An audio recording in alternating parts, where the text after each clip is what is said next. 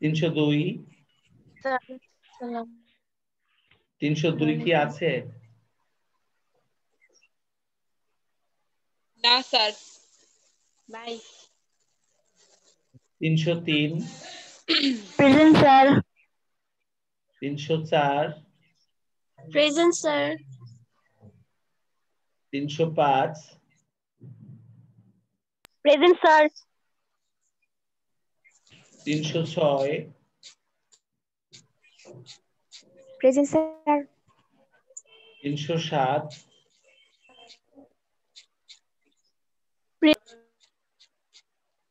308 স্নেহা 308 স্নেহা নাই 309 present sir 310 Soma গেল কোথায়? সোমা 310 ও তো সবার আগে আসলো, গেল কই?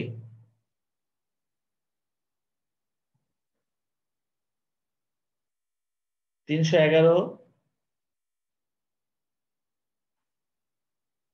312 present sir 313 present sir 314 14 Konamoni 15 present sir 16 16 present 17 sir 16 আছো? জি sir 17 present sir 18 present sir 19 present sir 20 present sir 21 present sir 22 22 Sumona Sumon Akter Rupa নাই 23 24 এই 23 মুনিয়া নাই মুনিয়াকে দেখলাম মনে হয় লাইন চলে গেছে কোথাও কিন্তু ঢুকতে দেখলাম। আচ্ছা 24 সিনথিয়া সিনথিয়াকে চেনো এমন কেউ আছে? শুনতে পাচ্ছ আমাকে? জি স্যার শোনা যাচ্ছে না?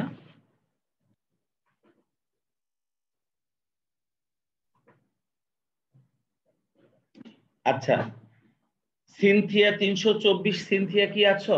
324 সিনথিয়া স্যার 323 আছে 323 মুনিয়া, হ্যাঁ তাই তো বললাম, মুনিয়াকে তো আমি দেখেছি। আচ্ছা স্যার দিলাম। মাউস কাজ করতেছে না কে? ও মাউস কাজ করছে না। আচ্ছা সিনথিয়াকে চেনো এমন কেউ আছে? সিনথিয়াকে চেনো?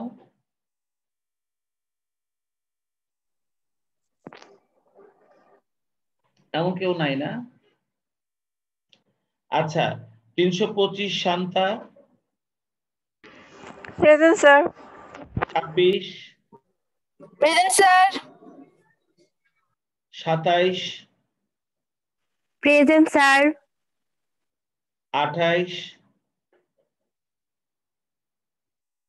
28 নিজা 29 present sir 30 31 present sir 32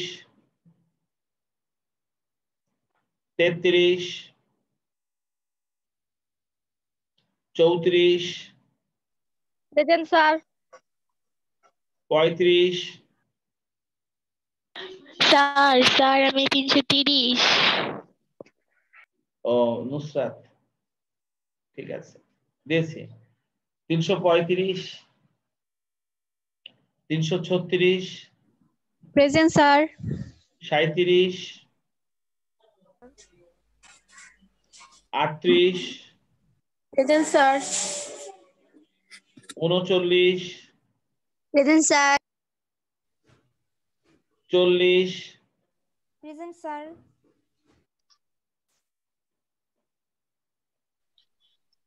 41, present sir. 42, present sir. 43, 44, present sir. Priyanka,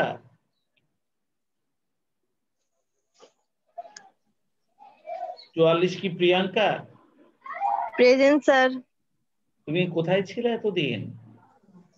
বাসায় নিশ্চয়ই ফোন গেছে। জি স্যার। তোমার বাসায় ফোন গেছে না? স্যার আপনার কথা বোঝা যায় না। তাই নাকি? আমার কথা শুনতে পাচ্ছ না? অন্যরা শুনতে পাচ্ছ? জি স্যার শুনতে পাচ্ছি। ও আচ্ছা, ও লাইনে। স্যার আচ্ছা যাই হোক, 345। স্যার মিউজিকের মতন। তাই নাকি? মিউজিকের মতো শোনা যাচ্ছে? বাকিরা কি শুনতে পাচ্ছ ঠিক মতো? হ্যাঁ, তোমরা কি শুনতে পাচ্ছ বাকিরা? স্যার। জি স্যার। তোমরা পরিষ্কার শুনতে পাচ্ছ না? জি স্যার। ও তাহলে বোধহয় ওই যারা শুনতে পাচ্ছে না এদের প্রবলেম। আচ্ছা 345, 346, 346, 47, present sir. 48, 49, present sir. 50। Present sir. দুজন একসাথে আছো তো? দুই বোন? জি স্যার। 351, present sir. 52, 53 পুতুল, সরি 53 তো নাই, 54 পুতুল। Present sir. স্যার 54। 54, হ্যাঁ। এবার পিছনে কারো কেউ বাকি আছো পিছনে? স্যার 333। 310। হ্যাঁ সুমা, গেছিলা কই? তুমি তো ছিলা তো প্রথমেই। জি স্যার আমি ছিলাম, আমি একটু রান্না করে গেছিলাম, একটু কাজ নাস্তা ছিল খাইতে, তো। নাস্তা খাইতে। না স্যার নাস্তা স্যার খাওয়া আমার শেষ 333। আগেই। এবার 333, তুমি পড়তে বসো। স্বর্ণ আক্তার টেবিলে বসো। এরপর আর কেউ আছো হাজিরা হয়নি? আচ্ছা এবার আমাকে বলো তো, আমরা গতদিন কি খতিয়ানটা শেষ করেছিলাম না কাজ বাকি দেওয়া, কাজ দেওয়া ছিল? খতিয়ানটা কি আমরা গত ক্লাসে শেষ করেছিলাম ফার্স্ট পেপারে, নাকি খতিয়ানটা বাকি ছিল চেক করা? আমাকে একটু বলো। স্যার একটা এসডব্লিউ দিছিলেন মেবি। সম্পূর্ণ একটা অঙ্ক এইচডব্লিউ দিয়েছিলাম। 2 নম্বর কোশ্চেনটা আমি বলেছিলাম এটার জাবেদা বোধহয় আমাকে আদিবা শুনিয়েছিল জাবেদা পুরোটাই। আমি বলেছিলাম ধরো সবাই জাবেদাটা করবে, চার্ট অফ অ্যাকাউন্টটা তৈরি করবে, সবগুলা খতিয়ান করবে, আর তারপর একটা রেও মিলের মধ্যে আইটেমগুলোকে বসাবে, বসায় আমাকে দেখাবে। আমি এরকমই কিছু বলেছিলাম না? কোনো সারা শব্দ পাচ্ছি না। আমাকে এই জিনিসটা কে দেখাবে? কে দেখাবে? মিতা? হ্যাঁ দাও, মিতা দাও, মিতা দাও। Okay sir. তোমরা সবাই খেয়াল করো, মিতা কত সুন্দর করে অঙ্কটা করেছে আমি দেখব। আর তোমরা যারা করনি তারা ভালো করে দেখবা, যেন গায়ের মধ্যে জ্বালা ধরে যায় যে মিতা পারে আমরা পারি না। হ্যাঁ দাও মিতা, দিয়ে দাও। গ্রুপে দিছি স্যার। হ্যাঁ দিয়ে ফেলছো? তাহলে আমি 2 নম্বর খতিয়ানটা আগে বের করছি, তোমরা দেখো।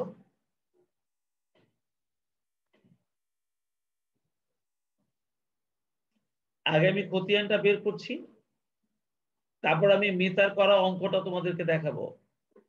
যে সকল ছেঁচড়া দয় এই অঙ্কটা করনি তারা একটু ভালো করে দেখো যে কত সুন্দর করে বাড়ি কাজ করতে হয়। আমরা 2 নম্বর অঙ্কটা দিয়েছিলাম তাই না? তোমরা দেখতে পাচ্ছ 2 নম্বর কোশ্চেনটা? এই 2 নম্বর কোশ্চেনের খতিয়ানটা আমাদেরকে আদিবা শুনিয়েছিল গতদিন।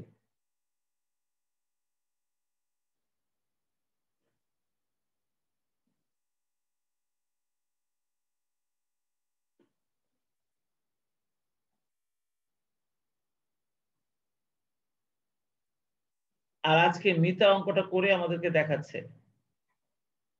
এই যে দেখো মিতা ছবিগুলো পাঠিয়েছে। আর মিতার মতো অন্যরা যারা করেছো তারা সবাই একটু একটু মিলায় নাও যে ভুলটা মিতার হয়েছে না ভুলটা তোমার হয়েছে। দেখছো কত সুন্দর করে অঙ্কটা করছে।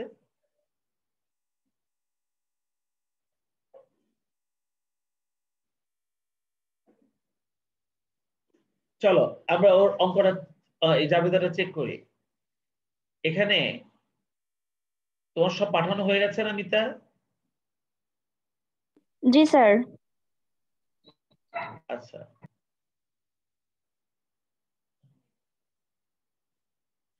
তাহলে তোমরা দেখো ও প্রথমে জাবেদা করেছে নগদান হিসাব ডেবিট, মূলধন হিসাব ক্রেডিট। আমরা যে মূলধনটা নিয়ে ব্যবসা আরম্ভ করেছিলাম, এরপর প্রাপ্য হিসাব ডেবিট, বিক্রয় হিসাব ক্রেডিট। আমরা বাকিতে যে মালগুলো বিক্রয় করেছিলাম, মজুরি হিসাব ডেবিট, নগদান হিসাব ক্রেডিট। আমরা যে মজুরিটা প্রদান করেছিলাম, এরপর যন্ত্রপাতি হিসাব ডেবিট,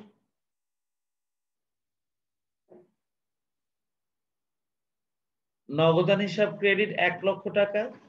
আমরা 1 লক্ষ টাকা দিয়ে যে যন্ত্রপাতিটা ক্রয় করেছিলাম, 23 তারিখে ক্রয় হিসাব ডেবিট, প্রদেয় হিসাব ক্রেডিট। আমরা ধারে যে পণ্যটা ক্রয় করেছিলাম, দপ্তর খরচ ডেবিট, নগদান ক্রেডিট। দপ্তর খরচ ছিল 8,000 টাকা। উত্তোলন হিসাব ডেবিট, নগদান হিসাব ক্রেডিট 10,000 টাকা। নগদান হিসাব ডেবিট, প্রাপ্য হিসাব ক্রেডিট আমরা দেনাদারের কাছ থেকে যে টাকাটা আদায় করেছিলাম। আর প্রদেয় হিসাব ক্রেডিট আর নগদান হিসাব, প্রদেয় হিসাব ডেবিট আর নগদান হিসাব ক্রেডিট আমরা আমাদের পাওনাদারকে যে টাকাটা পরিশোধ করেছিলাম। ওর সম্পূর্ণ জাবেদাটা অনেক সুন্দর করে দেখিয়েছে। এবার আমরা দেখবো দ্বিতীয় কাজটাও কিভাবে করেছে, সেটা হচ্ছে চার্ট অফ অ্যাকাউন্টটা। জাবেদা কমপ্লিট করার পর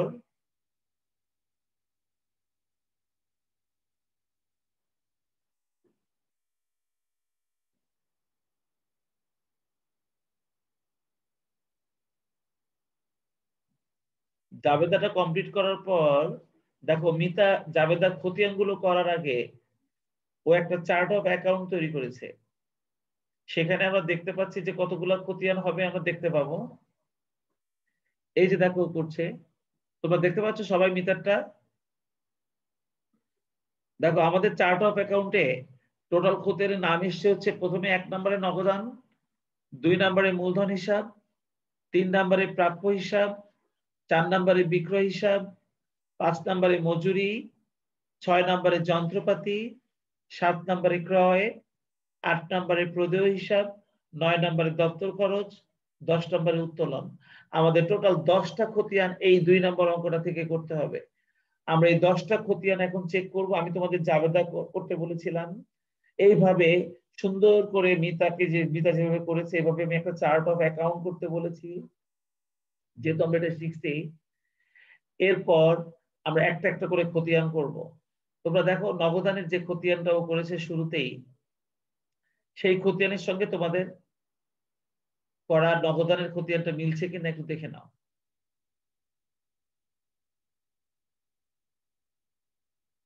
দেখো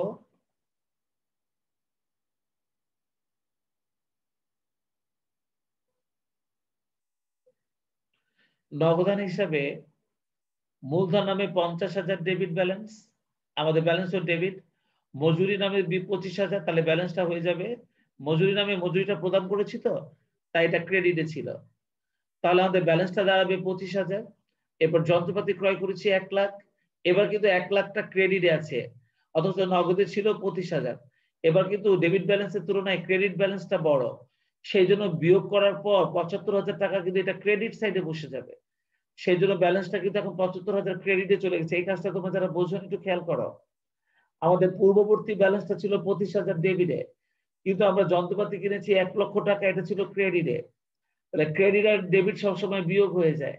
তাহলে 1 লাখ থেকে 25,000 বিয়োগ করলে হবে 75,000। কিন্তু এই ৭৫,০০০ টাকা এখন ডেবিটে বসবে না ক্রেডিটে বসবে, যে তোমাদের ক্রেডিটের আইটেমটা বড় তাই টাকাটা ক্রেডিটে বসছে, দেখছো? এরপর দপ্তর খরচ ৮,০০০, এটা ক্রেডিট। এই ক্রেডিট আর এই ক্রেডিট যোগ করলে এটা হয়ে যাবে ৮৩,০০০। এবার উত্তোলন হিসাব, ও আচ্ছা, এখানে নগদানের ব্যালেন্সটা না নেগেটিভ চলে আসে। নগদানের ব্যালেন্সটা নেগেটিভ চলে আসে বলে আমরা এই খতিয়ানটা করতে গিয়ে তোমাদের অনেকের একটা কনফিউশন লেগে গেছে। আর কনফিউশন লেগে যাওয়ার কারণে তোমরা তো অনেকে আমাকে সাহস করে অঙ্কটা দাওনি, যে মনে করছো যে বোধহয় আমাদের অঙ্কটা ভুল হয়েছে। সেই জন্য আমরা আমাদের এই অঙ্কটা একটা ছোট্ট কারেকশন করে নেব। দেখো আমি একটা কারেকশন বোধহয় করেও নিয়েছি। তো দেখো আমাদের যে যন্ত্রপাতি ক্রয়টা, এটাকে আমি না ৩০,০০০ করে দিয়েছি, দেখছো? দেখছো সবাই?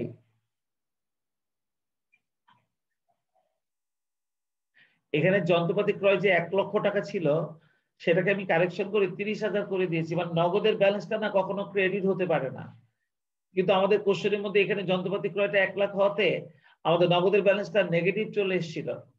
তো এই কারণে আমি কি করেছি, এই যন্ত্রপাতি ক্রয়টাকে এটাকে চেঞ্জ করে দিয়েছি, ৩০,০০০ টাকা করে দিয়েছি। মিতা, তুমি একটু তোমার খাতাটা নাও। জি স্যার। তোমার খাতাটা নিয়ে প্রথমে তুমি জাবেদার মধ্যে যন্ত্রপাতির ওখানে যেখানে ১,০০,০০০ লিখেছিলে, তুমি সেই ১,০০,০০০ টাকাকে তুমি আগে ৩০,০০০ টাকা করো জাবেদার মধ্যে।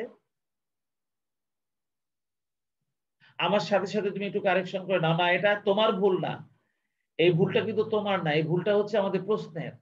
কারণ নগদ কখনো ক্রেডিট ব্যালেন্স হতে পারে না, ব্যাংক হতে পারে, নগদ হতে পারে না। তো এই কারণে আমাদের আইটেম দেওয়ার সময় আমরা এই আইটেমটা বেশি দিয়ে ফেলছি। সেই জন্য আমরা এখন যন্ত্রপাতি ক্রয়টাকে ৩০,০০০ করলে আমাদের হাতে বোধহয় ১,০০০ টাকা নগদ ব্যালেন্স থাকবে। তাই তোমরাও যারা করেছো তারাও একটু কারেকশন করে নাও। এবার তাহলে যদি ওখানে ৩০,০০০ করে থাকো, তাহলে বলো তো মিতা, এই যে যন্ত্রপাতি হিসাব ১,০০,০০০ টাকা, এখানে তুমি এখন ক্রেডিট সাইডে ৩০,০০০ লিখবা না?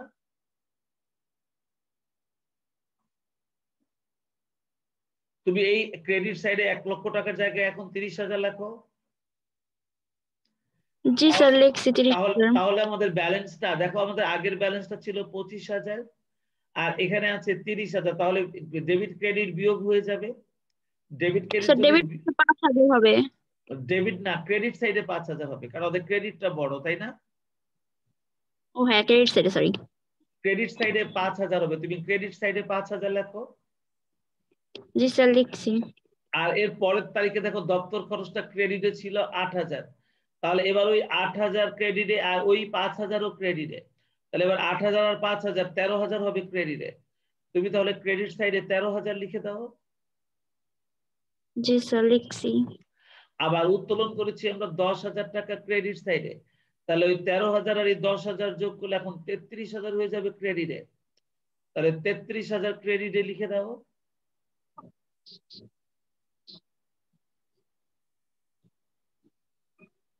স্যার 23,000 না? 23 নাকি 23 হয় না 33 হয়, কোনটা হয়? স্যার 10,000 না? 23,০০০, তাহলে 23,০০০ হবে। আর এবার প্রাপ্য হিসাবে দেখো ডেবিট পাশে ছিল হচ্ছে 48,০০০, তাহলে এই 48,০০০ ছিল ডেবিটে আর 23,০০০ ছিল হচ্ছে তোমার ক্রেডিটে। তাহলে এবার কি ডেবিটটা বড় না? তাহলে বিয়োগ করে এবার টাকাটা কিন্তু তুমি ডেবিটে বসাবে। বসাও, ডেবিটে কত টাকা? 25,000। তাহলে 25,০০০ হয়ে যাবে ডেবিটে, লিখে দাও 25,০০০ ডেবিটে। আর প্রদেয় হিসাবটা ক্রেডিটে ছিল 24,০০০, তাহলে ওই 25,০০০ থেকে 24,০০০ বাদ দিলে এবার কিন্তু ডেবিটে ব্যালেন্স থেকে যাবে 1,০০০। দেখছো খেয়াল করে? এবার কিন্তু আর নগদের ব্যালেন্সটা ক্রেডিট হয়নি, এবার কিন্তু নগদের ব্যালেন্সটা ডেবিটই হয়েছে 1,০০০। তার মানে এই ভুলটা কিন্তু মিতার না, এই ভুলটা আমাদের কোশ্চেনে ছিল। এখানে যন্ত্রপাতি ক্রয়টা ১,০০,০০০ টাকা নয়, ৩০,০০০ টাকা যদি দেওয়া হয় তাহলে আমাদের নগদের ব্যালেন্সটা ডেবিট পাশে আসে আর সেটার পরিমাণটা হয় 1,০০০। আমরা কি সবাই নগদটা কারেকশন করে নিতে পেরেছি, নগদের খতিয়ানটা? জি স্যার। আচ্ছা, তাহলে মিতার নগদানটা আসলে ঠিকই আছে, ভুল যেটা হয়েছিল সেটা আমাদের কোশ্চেনের কারণে। তো যাই হোক, ওটা আমরা কারেকশন করে নিলাম। চলো এবার আমাদের ২ নাম্বার খতিয়ান। আমাদের ২ নাম্বার খতিয়ানটাও সেই মূলধন হিসাব নামে করেছে। আমরা এবার মূলধন হিসাব নামে ২ নাম্বার খতিয়ানটা একটু দেখি। নগদান নামে ক্রেডিট সাইডে 25,০০০, তাহলে ব্যালেন্সটাও 25,000ই থেকে যাবে। তাহলে ওর মূলধনের খতিয়ানটা ঠিক আছে 2 নাম্বার। 3 নাম্বারটা হচ্ছে প্রাপ্য হিসাব। দেখো প্রাপ্য হিসাবের যে খতিয়ানটা করেছে সেখানে বিক্রয় নামে 80,000 টাকা ছিল ডেবিটে। 80,000 না 8 লাখ? 80,000। মিতা তুমি ব্যালেন্সের মধ্যে একটা শূন্য বেশি দিয়ে ফেলছো মনে হয়, নাকি ঠিকই আছে? না ঠিকই আছে, ঠিকই আছে, কমা ব্যবহার করনি তো, তাই এরকম মনে হচ্ছে। এরপরে আসো কমা ব্যবহার করবে, হাজার গুলা লিখতে গিয়ে টাকার অ্যামাউন্ট লিখতে গেলে একটু কমা ব্যবহার করবে। নগদান হিসাব নামে 48,000 টাকা ক্রেডিটে। 48,000 টাকা ক্রেডিট হতে এখন এই 80,000-এর সঙ্গে 48,000 বিয়োগ এটা 32,000 হবে ব্যালেন্স। তোমার এটা ঠিক আছে। চলো এই পেজটা ঠিক আছে, তুমি এখানে সবগুলা খতিয়ানই পারছো। এবার আমরা পরের খতিয়ানটা দেখি। পরের পেজে তুমি যে খতিয়ানটা করেছো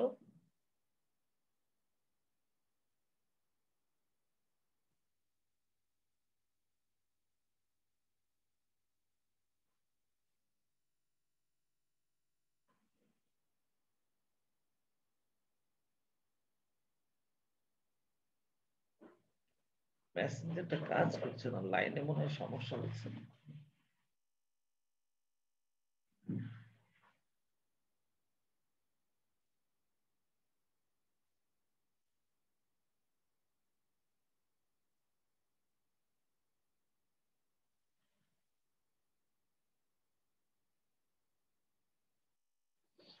এবার 5 নম্বর খতিয়ানটা দেখো। 5 নম্বর খতিয়ানটা ছিল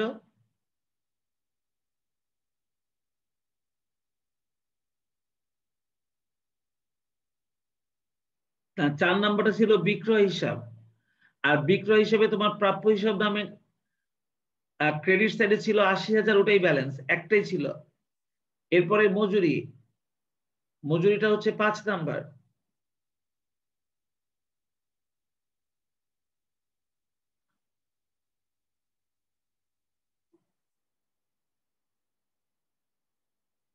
মেসেঞ্জারটা কাজই করছে না। হ্যাঁ, মজুরিটা ছিল 5 নাম্বার। সেখানে নগদান নামে 25,000 টাকা ডেবিট ব্যালেন্স ঠিক আছে। এরপরে আসো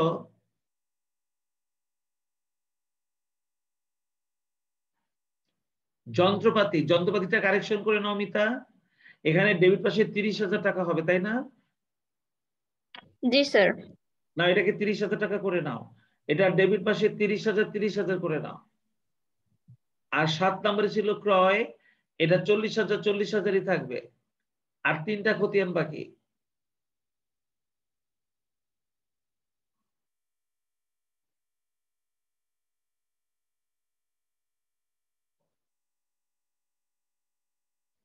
তুমি রেওয়া মিলে বসাওনি না? ওই নগদানের ওই ক্রেডিট ব্যালেন্স হওয়াতে পুনঃ রেওয়া মিলে বসাওনি নাকি? স্যার আমি তো জানতাম না, আমি তো ভাবছি শুধু খতিয়ান করতে বলছেন, সেদিনকে ক্লাসে তো আমি অ্যাটেন্ড করতে পারিনি। ও আচ্ছা, ভিডিওটাও দেখোনি? ভিডিও তো দেন নাই মেবি স্যার। কেন তুমি জানো না ভিডিওটা দেই নাই? কেউ দেখেছো তোমার ভিডিওটা?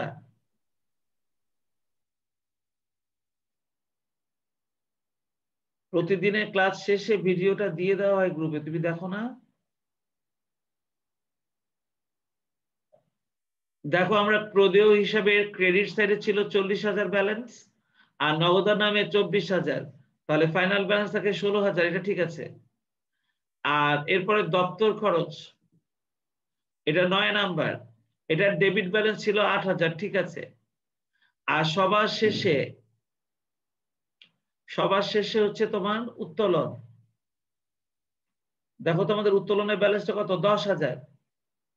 ব্যাস মিতা, এবার তুমি ছোট্ট করে একটা রেওয়া মিলের ঘর টানো, ছোট্ট করে একটা রেওয়া মিলের ঘর টানো, এবং সেই রেওয়া মিলে তুমি যে চার্ট অফ অ্যাকাউন্টের মধ্যে যে ক্রমিক নাম্বার দিয়ে যে আইটেমগুলো লিখেছিলে, সেই রেওয়া মিলটার মধ্যে তুমি এই আইটেমগুলোর নাম লেখো এই ক্রম অনুযায়ী, এই ক্রমিক নাম্বার অনুযায়ী। তুমি দ্রুত একটা রেওয়া মিলের ঘর টেনে ফেলো এবং এই ক্রমিক নাম্বার অনুযায়ী এই খতিয়ানগুলোর নাম লিখে ফেলো। ক্রমিক নাম্বারের ঘরে এই ক্রমিক নাম্বারটা ব্যবহার করবে, আর হিসাবের নামের ঘরে এই হিসাবগুলো সরাসরি লিখে ফেলো। একটা রেওয়া মিলের জন্য ঘর টানো, যেরকম রেওয়া মিলের ঘর হয় যেমন আমি তোমাদেরকে এর আগের অঙ্কটা মনে হয় দেখিয়েছিলাম। এই যে দেখো রেওয়া মিলের জন্য একটা ঘর টেনেছিলাম আমি, তোমরা দেখতে পাচ্ছ সবাই? ঠিক এরকম একটা রেওয়া মিলের ঘর টেনে ফেলো। এখানে মিউট করো। এখানে ক্রমিক নাম্বার দিবে আর এখানে হিসাবের নামগুলো ব্যবহার করবে। সূত্র ডেবিট টাকা ক্রেডিট টাকা। ঠিক এরকম একটা রেওয়া মিল করে এখানে আমাদের টোটাল 10টা ক্রমিক নাম্বারে 10টা খতিয়ান ছিল। এই 10টা খতিয়ানের নাম লিখে ফেলো ওই চার্ট অফ অ্যাকাউন্ট দেখে দেখে। যেই চার্ট এই যে তুমি করেছিলে এটা দেখে দেখে লিখে ফেলো এবং প্রত্যেকের যে সমাপনী ব্যালেন্সটা এসেছিল সেই ব্যালেন্সটা বসায় দাও। যেমন নগদের ব্যালেন্স ছিল ডেবিট পাশে 1000, মূলধনের ব্যালেন্স কত ছিল সেভাবে সবগুলা ব্যালেন্স লিখে দাও। সবগুলা ব্যালেন্স লিখে দিলে দেখবা কি মিতা তোমার এটা মিলে গেছে। তো এই কাজটা আমি তোমাদেরকে করতে দিয়েছিলাম খতিয়ানের, যে জাবেদা থেকে তোমরা খতিয়ান করবা, খতিয়ানের উদ্বৃত্ত গুলো দিয়ে তোমরা ছোট্ট করে একটা রেওয়া মিল করবা।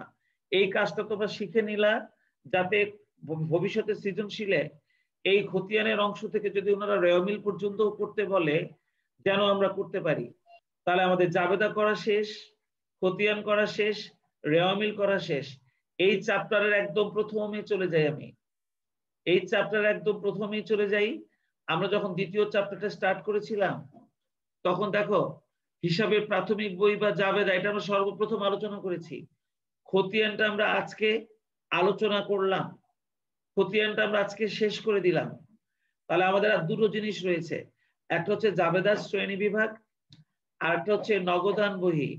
তোমরা সবাই দেখো আজকে আমরা জাবেদার শ্রেণী বিভাগটা কমপ্লিট করব। আজকে আমরা জাবেদার শ্রেণী বিভাগটা কমপ্লিট করব। তোমরা কি জাবেদার শ্রেণী বিভাগটা কমপ্লিট করার জন্য রেডি আছো তো? জি স্যার। তোমরা সবাই শুনতে পাচ্ছ আমাকে? জি স্যার। তাহলে আমাদের 2 নাম্বার অধ্যায়টা প্রায় শেষ হওয়ার পথে। এরপর শুধুমাত্র নগদান বইটাই শেখা বাকি থাকবে। আর নগদান বইটা ধরা মানেই আমাদের এই চ্যাপ্টারটা মোটামুটি শেষ, অধ্যায় 2।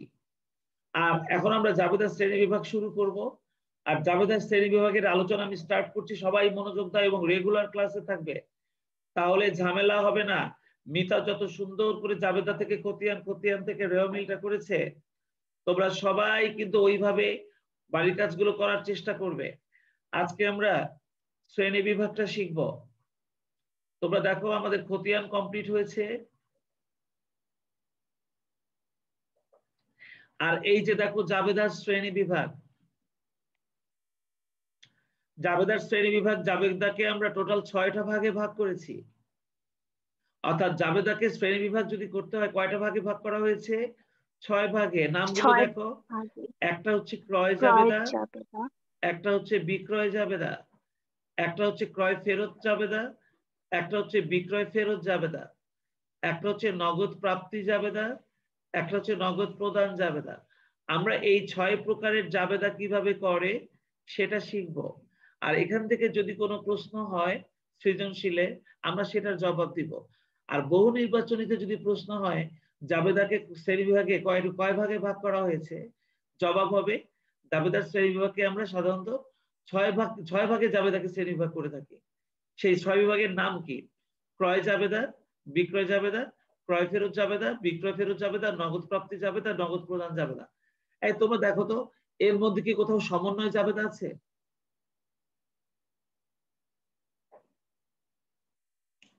এই 6টার মধ্যে কি সমন্বয় জাবেদা আছে? কথা কয় না কেউ না স্যার।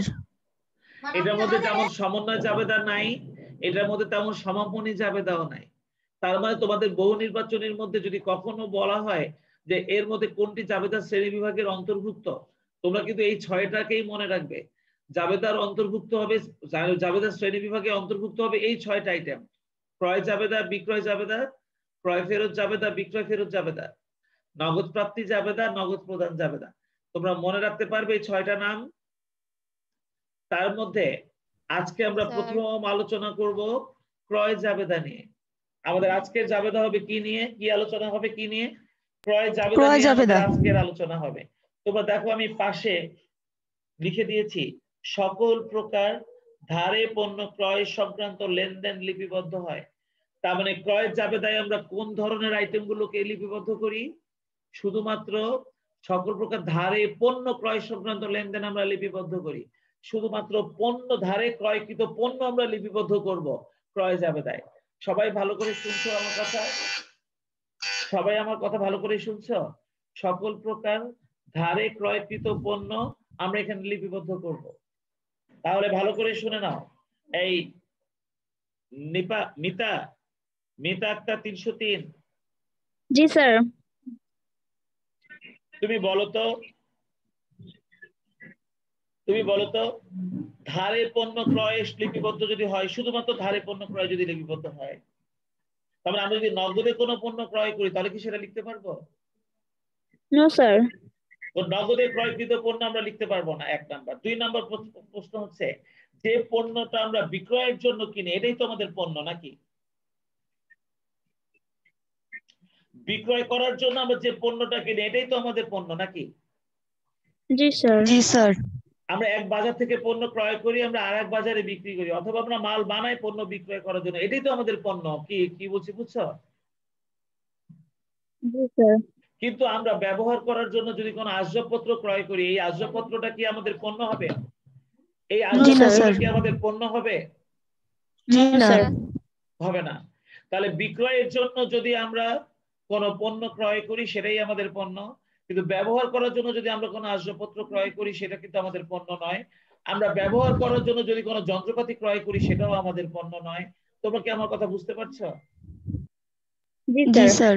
তাই যদি বলা হয় যে আমরা ধারে মেশিন ক্রয় করেছি, তাহলে কি এটাকে আমরা ক্রয় জাবেদায় লিখতে পারবো? জি না স্যার। পারবো না। ধারে যদি কোনো মেশিন ক্রয় করি সেটা বিক্রয়ের মধ্যে বসবে না। ধারে যদি কোনো আমরা যন্ত্রপাতি ক্রয় করি সেটা আসবে না। ধারে যদি কোনো আসবাবপত্র ক্রয় করি সেটা আসবে না। এটা ধারে ক্রয় করলেও এটা আসবে না। তোমরা কি আমার কথা বুঝছো? জি স্যার। জি স্যার। আর একটা কথা আমি বলবো, সেটা হচ্ছে বাট্টা। এই তোমরা বাট্টা যে 2 ভাগে বিভক্ত, একটা হচ্ছে নগদ বাট্টা, একটা হচ্ছে কারবারি বাট্টা, এটা কি তোমরা জানো? জি স্যার। এর আগে কি আমার সাথে তোমাদের এই বাট্টা নিয়ে কোনো আলাপ হয়েছে? জি না স্যার।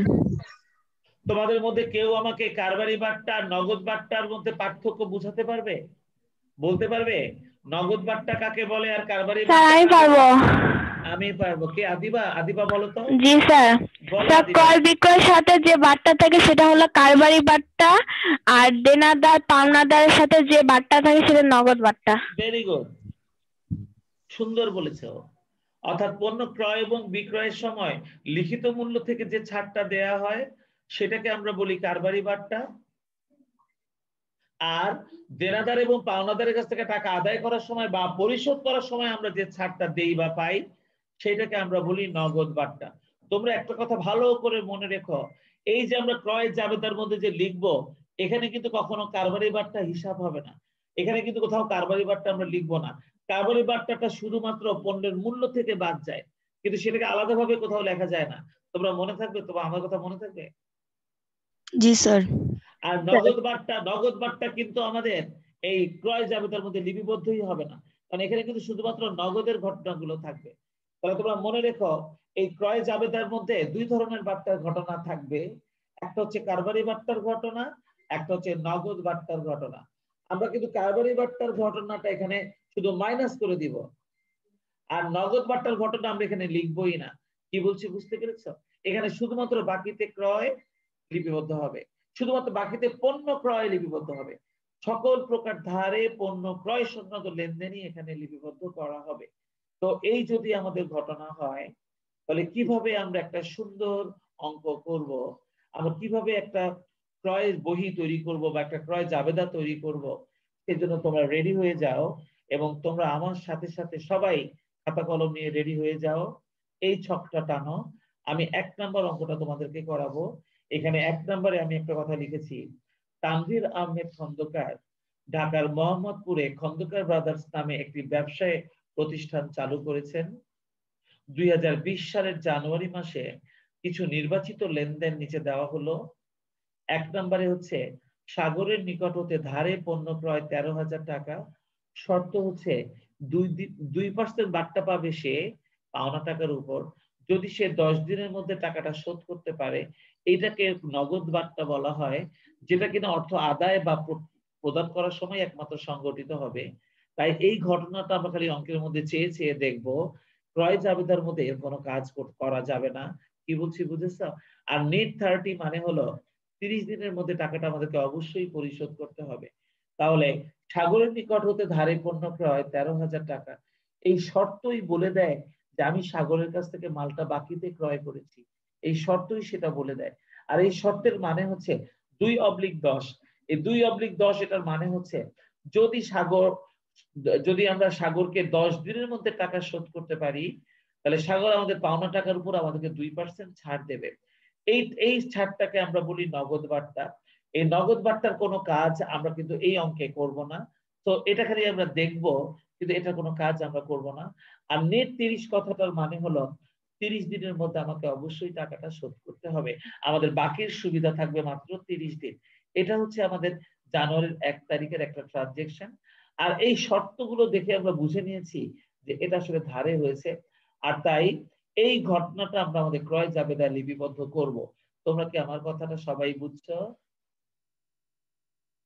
কিভাবে লিখবো সেটা আমি হাতে হাতে করাবো, কিন্তু আগে আমি আইটেমগুলো পড়ছি, তোমরা একটু খেয়াল করো। তাহলে আমরা ধারে ক্রয় করার ঘটনাগুলো যদি শুধুমাত্র লিখি, তাহলে এই ঘটনাটা আমরা আমাদের ক্রয় জাবেদায় লিখবো। এরপর দেখো, সায়েম নাসেরের নিকট হতে ধারে পণ্য ক্রয় 20,000 টাকা, এখানে কারবারি বার্তা বলেছে 5%, তো এটাও আমরা ধারে ক্রয় করেছি। তবে এবারে যে কারবারি বার্তা 5%, কারবারি বার্তা যদি অঙ্কে থাকে, তাহলে কারবারি বার্তাটা সবসময় মূল অ্যামাউন্ট থেকে বাদ যায়। তার মানে 20,000 টাকার